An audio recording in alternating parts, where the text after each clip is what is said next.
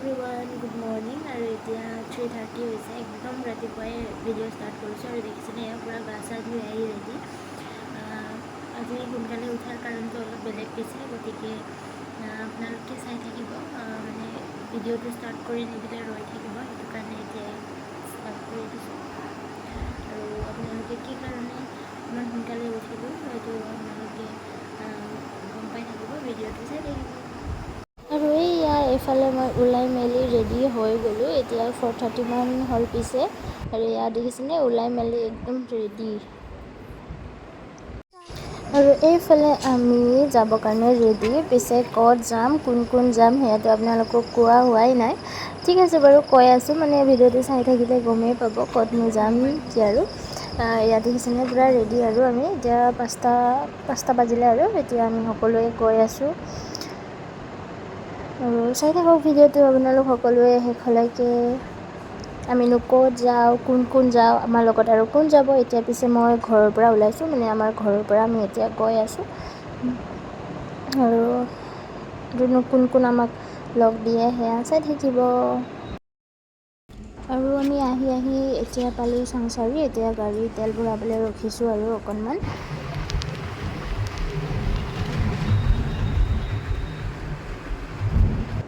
আৰু এইফালে দেখিছেনে সেই আগত এখন গাড়ী গৈ আছে, মই জুম কৰি দেখাই দিছোঁ, যিখন অকণমান ব্লেক কালাৰৰ হয়। আৰু সেইখনো পিছে মানে আমি একেলগে গৈ আছোঁ। সেইখন গাড়ীতো কোনোবা আছে, আৰু কোননো আছে সেয়া আপোনালোকে গম পাব। মানে ইমান ছাছপেঞ্চ কৰাই আছোঁ আপোনালোকক, মানে সেই আৰু ভিডিঅ'টো শেষলৈকে চালে গম পাব, যদি আপোনালোকে চাব বিচাৰে যে গাড়ীত কোন আছে আৰু বেলেগ। চাই থাকিব। আৰু এইয়া আমি আমাৰ ডেষ্টিনেশ্যন পাই গ'লোঁ। আৰু আমি আহিছোঁ আজি বৰ্তমান মহামৃত্যুঞ্জয়, মানে আমি নগাঁৱলৈ আহিছিলোঁ।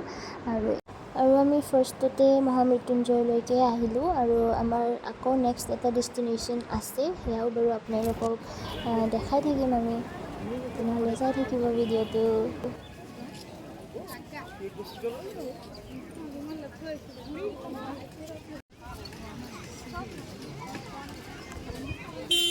লগতে আহি যাব, ব্লগটো শ্বেয়াৰ কৰি দিলে হ'ল।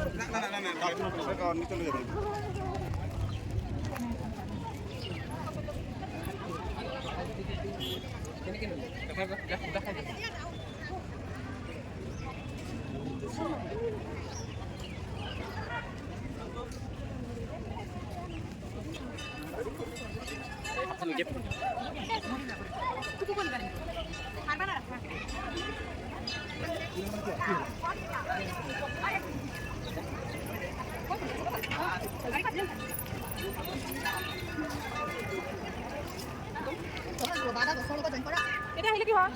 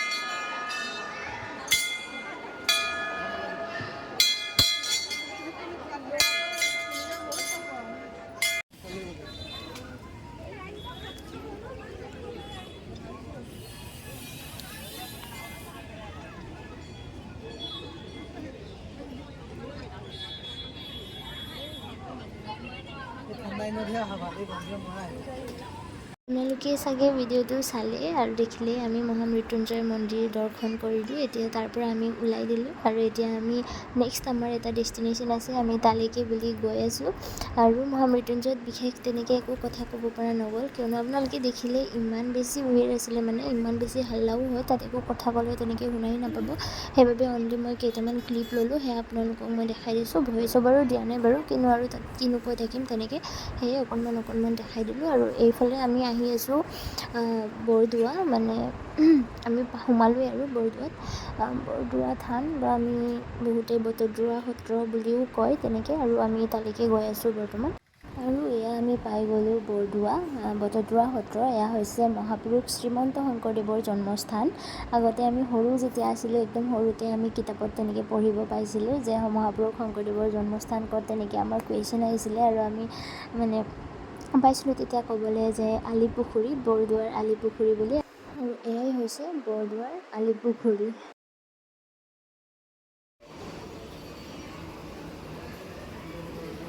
হাই বলতো হাই ক'ত গ'ল?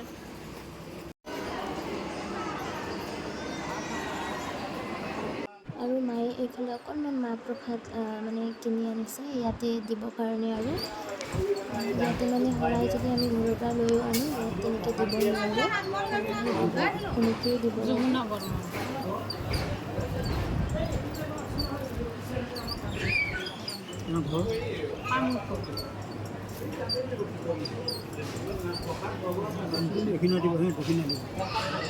আৰু আমি যিখন শৰাই আগবঢ়ালোঁ তাৰ বাবে এনেকৈ এখন শৰাই কুপন দিয়ে, যাৰ পৰা আমাক মাহ প্ৰসাদ অকণমান মানে এনেকৈ দি দিয়ে শৰাই হিচাপত। আৰু এইফালে নাম কীৰ্তন হৈ আছিল, তাৰেও প্ৰসাদ খাই ল'লোঁ আমি। আৰু ইয়াতে সকলোৱে প্ৰসাদ খাই জিৰণি লৈছে। আৰু আমি এতিয়া আহিলোঁ বৰদোৱাৰ মুখ্য নামঘৰত, মানে য'ত থাপনা স্থাপন কৰা আছে, আমি তাৰে ভিতৰলৈকে আহিলোঁ। আৰু ইয়াতে জাতীয় সাজ পোছাক পৰিধান কৰিহে প্ৰৱেশ কৰিব দিয়ে। যিবিলাকে আহিছে তেওঁলোকে জানেই চাগে নিয়মবিলাক, আৰু যিসকলে অহা নাই তেওঁলোকৰ সুবিধাৰ্থে মই কৈ দিছোঁ, মানে ছোৱালী বা মহিলাসকলে মেখেলা চাদৰ বা ল'ৰাসকলে ধুতি তেনেকৈ পৰিধান কৰি ইয়াৰ ভিতৰত প্ৰৱেশ কৰিব পাৰে। আৰু জনাসকলৰ বাবে মই নাই কোৱা বাৰু, যোনসকলে মানে অহা নাই বা আহিম বুলি তেওঁলোকে ভাবি আছে, কাৰোবাৰ সুবিধাৰ্থে মই এইষাৰ কথা কৈ দিছোঁ।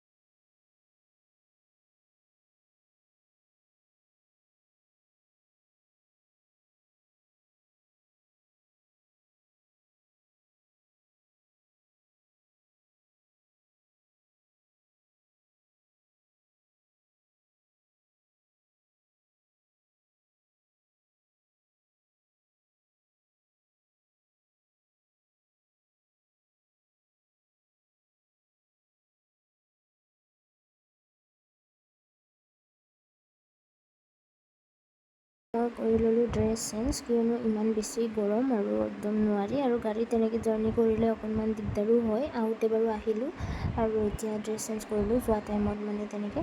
আৰু এইফালে খাবলৈ বুলি সোমাইছোঁ আৰু বহুত দেৰিয়ে হ'ল, মানে আমি হোটেল বিচাৰি বিচাৰি তেনেকৈ অকণমান টাইম গ'লে আৰু এতিয়া মানে 4টামান বাজিলে আৰু অকণমান দেৰি হৈছে, এতিয়া খাই লওঁ আৰু আমি।